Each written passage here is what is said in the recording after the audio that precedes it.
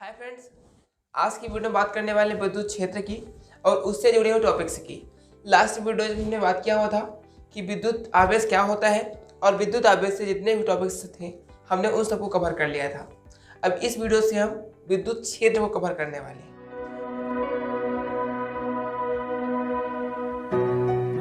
तो चलिए देखते हैं कि विद्युत क्षेत्र क्या होता है और उससे जुड़े हुए जितने भी टॉपिक्स हैं उन सभी को। तो सबसे पहले जो विद्युत क्षेत्र है, तो इसके लिए आपने क्या किया होगा, अपनी डेली लाइफ में एक प्रैक्टिकल जरूर किया होगा आपने कि जब एक चुंबक को हम किसी दूसरे चुंबक के पास मिलाते हैं तो ये चुंबक इस चुंबक को या तो अपनी ओर खींच लेता है या तो दूसरी ओर धक्का देता है। अब ये चुंबक इस चुंबक को अपनी ओर खींचता है या फिर धक्का देता है कब तक, जब तक कि ये चुंबक एक इससे निश्चित दूरी पर होता है। जैसे इस चुंबक को हमने माना कि ये चुंबक इतनी दूरी तक इस चुंबक को खींच पा रहा है। अब इसके बाद जैसे इस चुंबक को हम यहाँ से उठाकर यहाँ कर देंगे तो क्या होगा कि ये चुंबक इस चुंबक को अपनी ओर ना तो खींच पाएगा ना तो धक्का दे पाएगा, मतलब अपना प्रभाव दिखाना यहाँ पर ये बंद कर देगा। तो इसका प्रभाव यहाँ तक आता है। उसी तरह से एग्जैक्ट क्या होता है कि जब एक आवेश होता है, माना एक बिंदु आवेश Q था, तो ये Q क्या करेगा कि अपने चारों ओर एक ऐसा क्षेत्र उत्पन्न करेगा जहां पर हम क्या करेंगे कि अगर कोई दूसरा अन्य आवेश लेकर आते हैं तो ये आवेश इस आवेश को प्रभावित करेगा, मतलब इस आवेश पर एक बल लगाएगा, या तो अपनी ओर खींचेगा या तो दूसरी तरफ धक्का देगा। अगर सजाती है तो इसको प्रतिकर्षित कर देगा और अगर बिजाती है तो उसको अपनी ओर खींच लेगा।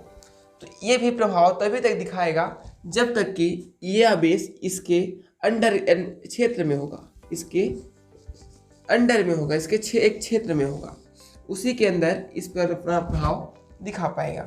जैसे ही इस आवेश को हम यहाँ पर रखेंगे तो इस आवेश का इस आवेश पर कोई भी प्रभाव पड़ने वाला नहीं है। तो ये कहलाता है विद्युत क्षेत्र, मतलब कि विद्युत आवेश के चारों ओर का वह क्षेत्र जहाँ तक उसके प्रभाव का अनुभव किया जा सके हम उसे विद्युत क्षेत्र कहते हैं। आई होप कि आपको क्लियर हो गया होगा कि विद्युत क्षेत्र क्या है। मतलब किसी भी आवेश के चारों ओर का एक ऐसा क्षेत्र जहाँ पर उसके प्रभाव का अनुभव किसी अन्य आवेश के द्वारा किया जा सकता है, हम उसे कहते हैं विद्युत क्षेत्र। अब हम बात करेंगे विद्युत क्षेत्र की तीव्रता की। तो विद्युत क्षेत्र की तीव्रता क्या होती है, तो हमने माना कि यहाँ पर एक बिंदु आवेश Q है, इसके चारों ओर विद्युत क्षेत्र है और हम क्या करते हैं कि एक बिंदु हम यहाँ पर लेते हैं P। हमने एक बिंदु यहाँ पर P लिया जहाँ पर हमें इस आवेश की तीव्रता का अध्ययन करना है। तो इसके लिए हम क्या करेंगे कि एक छोटा सा आवेश लेकर आएंगे, मतलब एकांक आवेश को लेंगे जिसमें आवेश बिल्कुल ना के बराबर होगा। तो यहाँ पर हम एक छोटा सा आवेश Q0 रखेंगे, Q0। तो क्या होगा कि जब हम इस आवेश को यहाँ पर रखेंगे, प्लस का Q आवेश रहेगा, ये प्लस का Q आवेश रहेगा, तो ये आवेश इस पर अपना प्रभाव दिखाना शुरू कर देगा। तो ये आवेश इस पर जितना बल लगाएगा, हमने माना कि ये बल लगाता है F, तो इसके द्वारा, तो इस आवेश के द्वारा इस आवेश पर लगाया गया बल और ये जो परीक्षण आवेश है इसका विभाजन, जब हम इस पूरे बल में, इस आवेश के द्वारा लगाए गए पूरे बल में इस आवेश को भाग दे देते हैं तो हमें क्या प्राप्त होता है, विद्युत क्षेत्र की तीव्रता E। जो विद्युत क्षेत्र की तीव्रता है वो सदिश होती है, क्योंकि ये आवेश या तो इस पर इधर बल लगाएगा या तो उधर बल लगाएगा, अपनी ओर या फिर अपने से दूसरी तरफ, अपने से अपोजिट में बल लगाएगा। तो जो इसकी तीव्रता होगी वो भी एग्जैक्ट वही होगी। तो इसीलिए जो विद्युत क्षेत्र की तीव्रता है वो सदिश राशि है। और विद्युत क्षेत्र की तीव्रता क्या होती है, तो किसी विद्युत क्षेत्र में रखे गए किसी निश्चित दूरी पर, यहाँ पर जो R दूरी है हमने रखा हुआ है, R दूरी पर परीक्षण धनावेश पर लगाया गया बल और परीक्षण धनावेश का विभाजन विद्युत क्षेत्र की तीव्रता E कहलाता है। आई होप कि आपको क्लियर हो गया होगा कि किसी विद्युत क्षेत्र में एक निश्चित बिंदु पर रखे गया रखा गया जो परीक्षण धनावेश है उस पर लगाया गया बल और परीक्षण आवेश का जो विभाजन है वो कहलाता है विद्युत क्षेत्र की तीव्रता। तो ये थी विद्युत क्षेत्र की तीव्रता। अब हम बात करेंगे बिंदु आवेश के कारण विद्युत क्षेत्र की तीव्रता। तो इसके लिए हमने सबसे पहले माना एक बिंदु O है जहां पर प्लस Q आवेश है। माना एक बिंदु O है जहां पर प्लस Q आवेश रखा गया है और इस प्लस Q आवेश के कारण ये एक विद्युत क्षेत्र उत्पन्न हो जाता है, जिससे विद्युत क्षेत्र के अंदर r दूरी पर एक अन्य आवेश प्लस Q नोट रखा गया है। अब क्या हुआ, इस प्लस Q आवेश से r दूरी पर हमने एक प्लस Q नोट आवेश को रखा हुआ है। अब जैसे ही इस विद्युत क्षेत्र में इस आवेश को रखेंगे तो ये आवेश अपना प्रभाव दिखाना शुरू करेगा और इसको इधर की ओर धक्का देगा। तो इधर O से P की ओर बल कार्य करेगा। तो यहाँ पर हमको देखना है कि जो विद्युत क्षेत्र की तीव्रता है वो क्या होगी।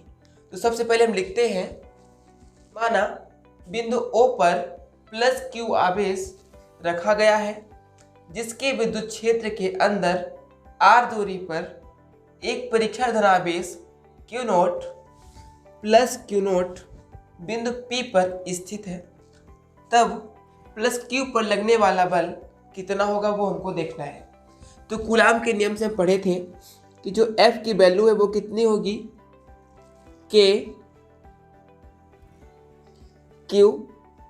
Q नोट अपान R स्क्वायर। ये हमने कूलाम के नियम में पढ़ा हुआ था कि जो F है वो कितना होता है, K Q not upon R square. हमने वहाँ पे पढ़ा था कि F बराबर K Q1 Q2 अपान R स्क्वायर। ये फार्मूला हमने कूलाम के नियम में पढ़ा हुआ था। तो यहाँ पर जो अपना आवेश है वो Q1 के स्थान पे Q है, कैपिटल Q, और Q2 के स्थान पर हमने स्मॉल Q नॉट रखा हुआ है। बाकी जो दूरी है वो आ रही है तो सेम रहेगा। तो ये क्या हुआ कि Q नॉट पर लगने वाला बल F बराबर K capital Q small Q not upon R square है। अब इस बिंदु P पर लगने वाले विद्युत क्षेत्र की तीव्रता क्या होगी हमको वो देखना है। तो लिखेंगे बिंदु P पर विद्युत क्षेत्र की तीव्रता E बराबर क्या होगी, F अपान Q नॉट। यहाँ पर हम F की वैल्यू को रिप्लेसमेंट कर देंगे तो क्या हो जाएगा, K capital Q not upon R square और एक ये वाला Q नॉट।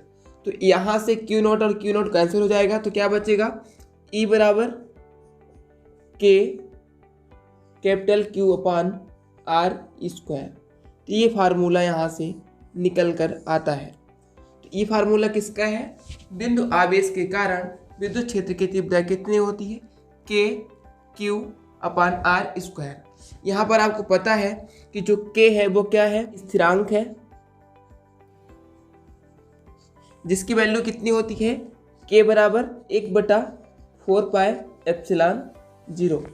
और यहाँ पर जो Q है वो मुख्य स्रोत है, मुख्य आवेश है, और जो R है वो दूरी है, और E विद्युत क्षेत्र की बिंदु P पर विद्युत क्षेत्र की तीव्रता है।